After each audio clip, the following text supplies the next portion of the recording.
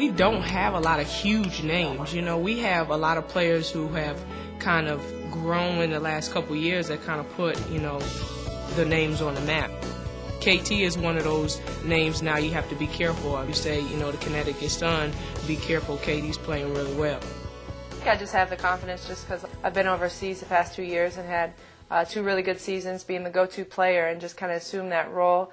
And here I'm not trying to be the go-to player, but the ball's just ended up in my hands at the right opportunities and the right moments, and I'm just making the most of the opportunity.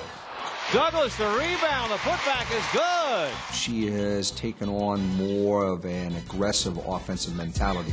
And I think the fact that she's been the leading scorer in the EuroLeague probably helped her confidence. And then you just get to that point in your career, too, where you kind of mature and you feel like everything's clicking. It's like the light goes on in every area. And for Douglas, drive, scoops, lays it through. She's taking her game to another level.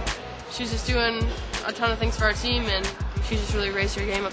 Throws it on top for Douglas, and the three is good. Beautiful.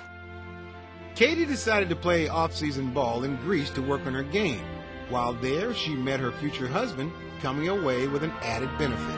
I'd never been overseas, and 4 years ago I decided to take that leap. It was a huge decision for me, you know, 8 months commitment to go overseas to Greece. So I met him. He's kind of, like I said, my liaison, my agent overseas. And we just kind of clicked. We just had the same interests.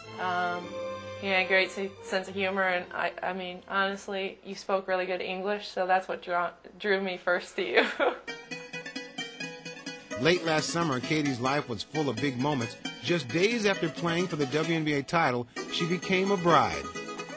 One day I was out of Connecticut, on a plane to Greece to get married, and it was an amazing reception, amazing wedding, so much fun. We had a lot of family and friends from the United States come over, and of course all the Greek people were there, and it was just a traditional Greek wedding, and you know, one that the memories I think will last forever. I don't really think about this stuff. It just happens. I don't know if it was destiny or whatever, but you know, there was mutual attraction.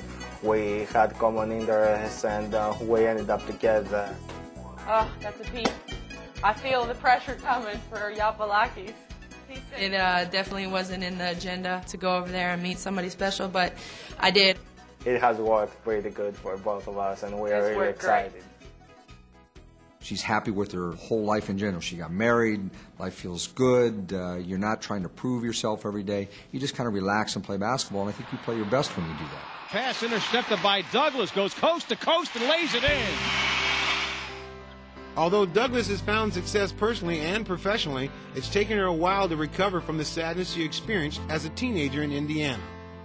You know, growing up trying to decide school, and I find out that my father was terminally ill with pancreatic cancer. It's a lot for, you know, a 17-year-old at the time to kind of endure, and my mom was my rock there my first couple years at Purdue, and going to every game, just being so supportive of me, you know, after having lost my father, it was difficult, but then, you know, to find out during college that she was diagnosed with breast cancer was an extreme blow to me. I really just didn't even know how to deal with it half the time, and, you know, after my junior season in college, you know, she just progressively kept going downhill, and, you know, like I said, I'm 20 years old, now I'm motherless, fatherless, and kind of lost. Through all of her hard times,